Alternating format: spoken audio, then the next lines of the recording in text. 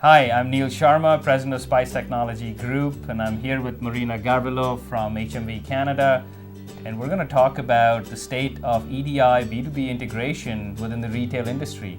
We'll talk a little bit about where we've come from over the past few decades in EDI. We'll talk about what's happening today in the world of omni-channel that's giving rise to more and more adoption of EDI.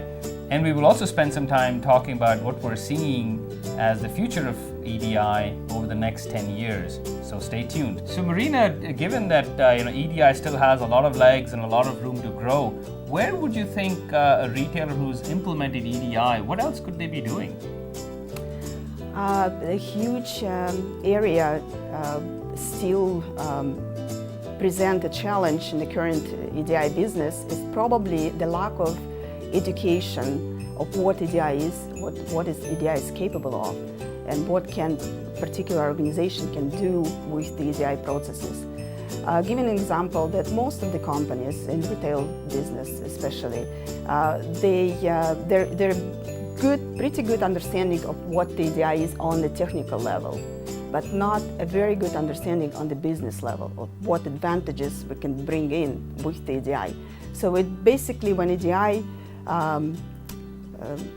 rushed into the market 20 years, 25 years ago, and everybody was excited and implementing it, there was clear vision of what it can achieve, and it was technical vision. But once it's all done and implemented, that's kind of where it stops, and now it's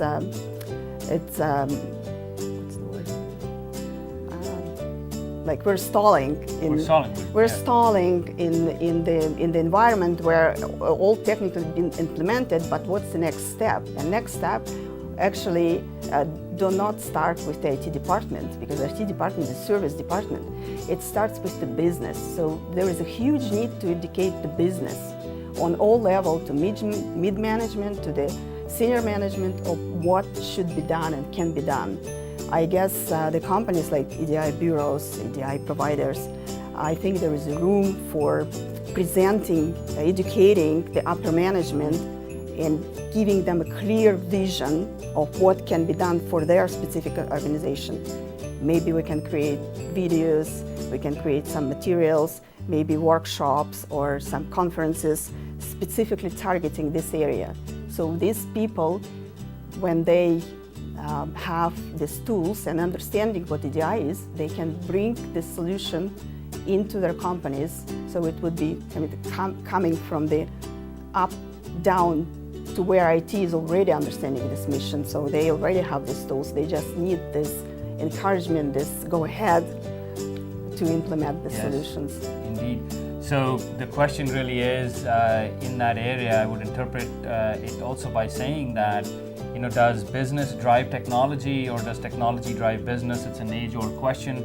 I think it's a little bit of both, but it is also incumbent upon, as I think what you're saying, is upon IT personnel to present to business saying, here's what's possible.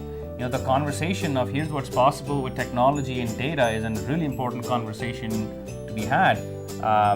Within IT departments, we can't just be waiting to be told, here's the mandate and here's what we need to get done. Technology is changing incredibly, and EDI is changing incredibly as well, as we already talked about it, and its use cases are changing. And so education is a must. Simple education in terms of, what is the value of having your purchase order acknowledged in time by your supplier when the demand for products fluctuates very quickly and vastly over very short periods of time. How important? What is the value? And can the IT individual interpret that, or help a business leader interpret that in terms of here's why this is really important in today's market, and EDI therefore makes something like that happen. So yes, I totally agree with you. So in conclusion, I think it's important for us to point out that in the Western world as we know it today, that is competing very heavily in a global climate within retail. A retailer today can come in from any part of the world and sell into any part of the world. In the Western world very particularly, we have a lot of legacy technology that has been running for decades. And we need to get more horsepower out of this legacy technology. And very specifically in the retail world, we need to be able to reach out into the supplier community and our trading partner community and build competitive advantage through data. And EDI is one of those unspoken and underspoken technologies that really give somebody a lot more horsepower in managing inventory and pleasing the customer. And so we think that a lot more adoption of that is going to take place, and certainly some education is required in that area. And I would urge people to go read our white paper, which is Building a Case for EDI in Retail, further, which is available to download from our website. I wanted to thank everyone for being part of this video, and we hope to see you again